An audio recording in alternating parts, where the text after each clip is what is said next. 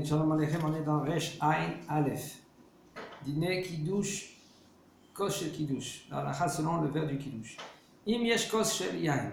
Ifne Kol Echad Mamisubim. Si maintenant il y a un verre de vin devant chacun qui est avec celui-là qui fait le Kiddush. Les Ratri là, a priori, même eux, ils sont obligés de boire après la bracha du verre qui est en face de chez eux. En face d'eux. Et Gam Bézé, même dans ceux-là, il faut faire très attention que le verre, il n'est pas pagoum. Le verre, il n'est pas pagoum. Qu'est-ce que ça veut dire un verre qui n'est pas pagoum? Un verre qui n'est pas pagoum, ça veut dire qu'il n'est pas été bu. Ouais. Même si tu bois une goutte d'eau, une goutte de vin, et bien là, tu n'as pas le droit de faire le kiddush sur ce verre-là. Et il faut faire quoi pour réparer un pagoum? Pour réparer ce verre, avant que tu fais le kiddush, tu mets quelques gouttes d'eau ou un peu de vin. Même un tout petit peu de vin, hein, ça répare le vin. Il faut faire très attention, ça va vite, le bonhomme il veut goûter. On n'a pas le droit de goûter le vin avant de faire le kiddush. On peut, oui, le goûter la veille de Shabbat. La veille de Shabbat, on peut, oui, le goûter pour voir s'il est bon. Et après,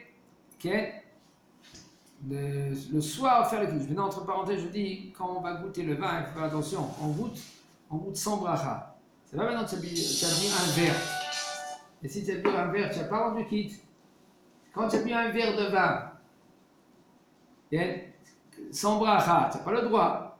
Mais si tu vas goûter, aussi tu n'as pas le droit de faire la bracha. Alors il faut être cohérent. Il faut bien réfléchir. Qu'est-ce que tu fais? Tu goûtes un peu. Ça va, c'est bon. Top. Si le vin, tu veux boire un peu, tu peux boire. Tu verses, tu fais bon après. Maintenant tu veux boire, alors tu fais la bracha et tu bois le vin. Mais rien que si tu goûtes, même si tu as avalé un peu, pas besoin de faire la bracha, parce que sinon ça s'appelle bracha le batala. Est-ce que c'est la même chose pour Pessah? Parce qu'on doit boire les 4 verres et tout ça. Oui, alors, c'est la même chose. Et dans ce cas-là qu'on vient de dire, chacun il a un verre de vin devant lui. Il faut que chaque verre qui est devant chacun, il n'est pas pagou. C'est-à-dire que personne n'a bu de ce verre. S'il y avait devant eux un verre qui n'était pas beau, ça veut dire qu'il a été bu,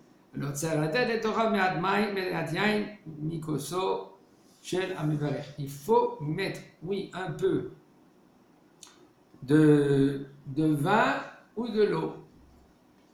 Ici, il dit le Rav, juste avant que celui-là qui fait le kiddush, il prend de son verre, voilà, il est plein, tu n'as pas goûté, tu n'as pas encore fait le kiddush, tu verses un tout petit peu de vin sur chaque verre, on parle que leur verre en face d'eux, il est plein, ou aussi qu'il contient un révi'it. Un révi'it, c'est combien un révi'it? 86 millilitres. C'est pas qu'il y a un peu comme ça. Parce que eux, ils sont pas rendus quitte. D'accord? כדי שלתקנם בעיקר וכולם ישתו מכוס של נבגומה. ואומנם אם אין כוס לפני כל אחד מהמסובים, אין להקפיד על שתיית המסובים ששותים מכוס פגום. ואומנם אם אין כוס לפני כל אחד מהמסובים. Si par exemple il n'y a pas un verre, chacun parmi ceux-là qui sont autour, ils n'ont pas un verre. Alors là, si quelqu'un il veut boire après le kiddush, il n'y a aucun problème. Même que maintenant, quand le Mekadesh, lui, il a fait le kiddush, il a bu, maintenant ce verre-là, maintenant, il n'est pas goût. Si maintenant toi tu vas goûter, là, il y a aucun problème. Pourquoi il n'y a aucun problème? Parce que moi j'ai fait le kiddush, j'ai pensé à vous rendre quitte, vous avez pensé à vous rendre quitte, et moi j'avais dans le verre de kiddush un révidite, et il n'était pas pago. Là, il n'y a aucun problème quand vous allez goûter, et chacun, il va goûter d'un verre même qui n'est pas goût. Parce que déjà, on est rendu quitte nous tous. Il suffit que celui-là qui a fait le kiddush, son verre, il n'était pas goût. Personne n'a bu de son verre. Ça veut dire qu'il faut qu'il y ait un verre entier. Et ce verre, il contient un révi'it. Combien ça un révi'it? 86 millilitres. C'est שהכוס שלם. שעת הדחק, אם אין לו אלא כוס שבור או פגום, בשפתו, מותר להיכנס בכל זה. il faut que le verre, a priori, il est entier. Quand il a un verre, il faut que c'est entier. Donc, il faut faire très attention, hein. Quand je vous dis cela, il y en a qu'est-ce qu'ils font? Ils remplissent à bord et ils donnent un coup sur la table, ils font tomber un peu comme ça le vin, il coule, et ils se remplissent plein de vin et ils disent pourquoi? Parce que la bracha, la Gemara, elle dit dans Marseille Baroche, chaque maison que le vin n'a pas été versé, alors il n'y a pas de bracha dans la maison.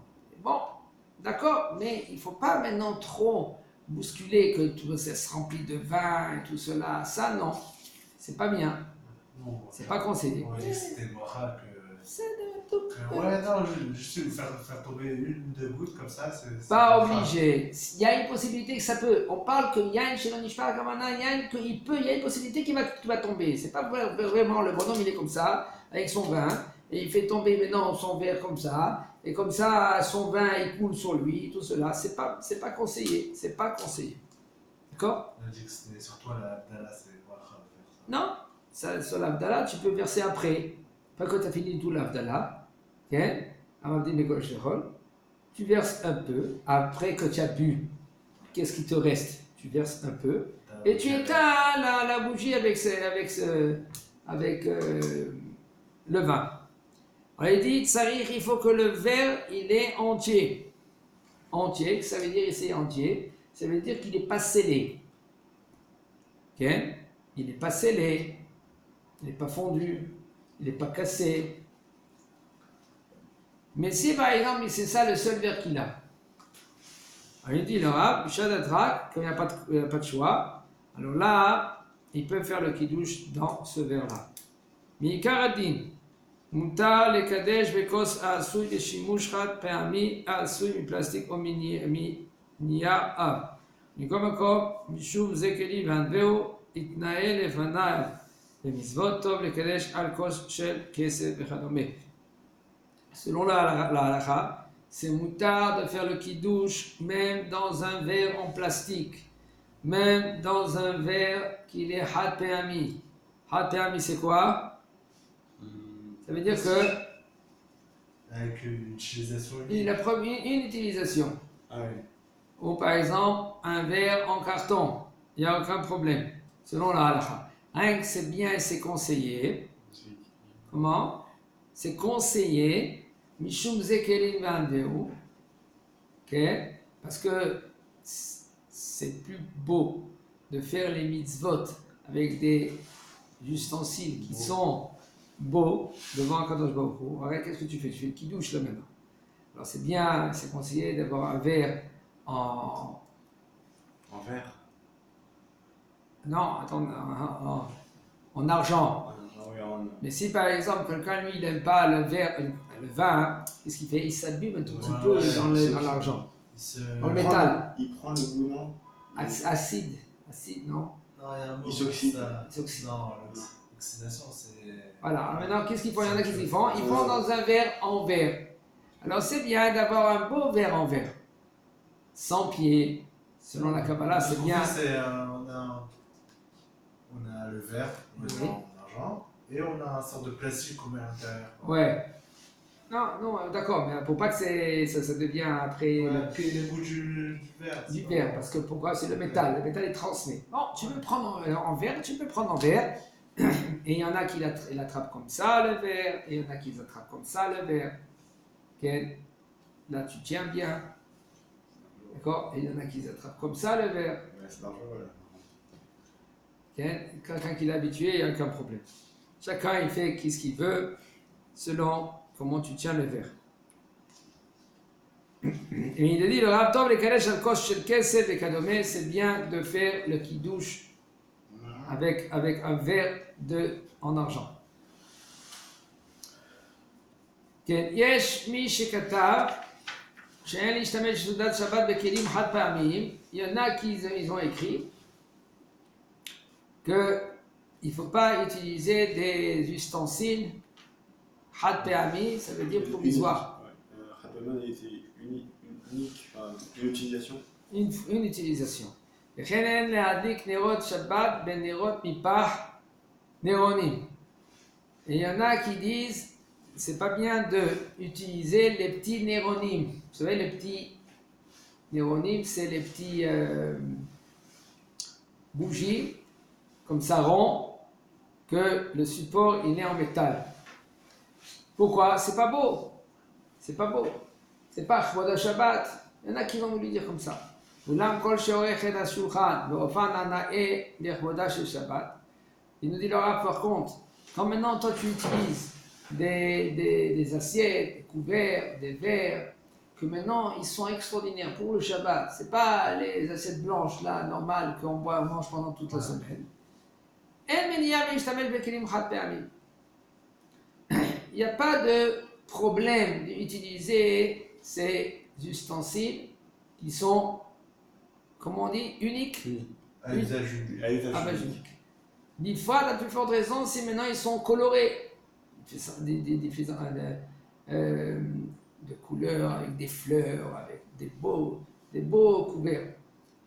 וכן עיקר ההלכה היא מניעה מלהשתמש בנרות שבת ונרות פח וכדומה, זולת אם הוא משום הידור מצווה. Selon la halakha, nous dit le Rav, il n'y a aucun problème d'utiliser même les néronymes, les petits verres en métal, il y a des bougies dedans, il n'y a aucun problème de l'utiliser. Il dit le Rav, il faut savoir, entre parenthèses, je dis, il y en a même des grands rabbanim qui utilisaient des ustensiles Chad Pe'ami en couleur, en plastique. Et pourquoi? Parce que Baruch Hashem, c'est une famille nombreuse. Ben Porat Yosef, 10, 12, 14, même 7, 6. Ouais. Et maintenant, la maman, elle le soir, elle est déjà fatiguée après le jeudi et qu'elle a commencé le Shabbat. Vendredi, elle a commencé le Shabbat. Il arrive le Shabbat. Quand le papa il fait le kidouche, déjà elle attend d'être dans le canapé allongé. Elle est fatiguée.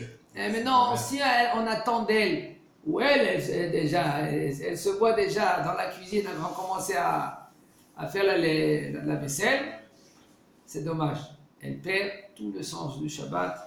Elle, son mari, et même si son mari lui dit écoute, c'est pas shabbatique, il y a des ustensiles aujourd'hui shabbatiques, très shabbatiques même. Ouais. Le Rav Elbaz lui-même il dit, et lui il donne, il dit aux gens, même aux abrichim, la femme elle est fatiguée, elle est avec les petits et tout cela, ouais. C'est bien d'avoir des ustensiles, des beaux ustensiles, après tu prends tout cela, après le repas, tu prends avec la nappe en plastique, il y a des nappes en plastique, tu prends tout cela et tu jettes dans la poubelle et c'est bon. J'ai une question. Alors ça, je sais que c'est encore peut-être ça va pas. Ah, on verra s'il y a un rapport ou il n'y a pas de rapport. Oui. Niveau pollution. Le plastique, ça pollue énormément. Quoi? Le plastique, ça pollue énormément. Ça veut dire? Ça. C'est pas. Ouais, ça abîme la planète, le plastique. La quoi? Le plastique, ça abîme la planète. La planète? Ouais. C'est pas un problème. Je sais pas, c'est Dieu qui a créé la planète. Il n'y a aucun problème si tu prends et après tu jettes dans la poubelle et après la poubelle elle prend dans la grande benne là-bas et puis il extermine tout. Il n'y a aucun problème. Ouais. Je sais pas. C'est pas le problème si ça va dans des endroits. C'est pas une ligne de problème ou pas de problème. Tu vois qu'ils n'ont rien fait encore dans l'État, d'accord? C'est pas toi maintenant à bouger. Je crois pas que. Maintenant, il faut regarder à la femme. Il faut ça, oui, regarder qu'elle est fatiguée depuis jeudi, elle est debout. Ça, c'est un grand problème. Et la femme, maintenant, elle veut chanter aussi comme avec les enfants. Pourquoi la femme, elle n'a pas le droit de chanter? Shabbat, elle peut aussi chanter devant son mari, même s'il n'y a pas des hommes. S'il n'y a pas le beau-frère. Il n'y a pas le khatan. Il n'y a pas le khatan. Chanter à côté de toi? Ouais. Il n'y a aucun problème. Si maintenant, il y a papa, il y a toi, il y a les garçons, il n'y a aucun problème de chanter, les filles. Si maintenant elle veut chanter tout cela, la maman aussi, elle veut s'asseoir avec tous les enfants après que c'est bon, ils ont fini le repas. Parce qu'en général, tout le monde, ils s'assoient, ils font des livrets Torah, puis elle se trouve maintenant avec la vaisselle. Ou il y a la grande fille qui se trouve avec la vaisselle. C'est pas dommage.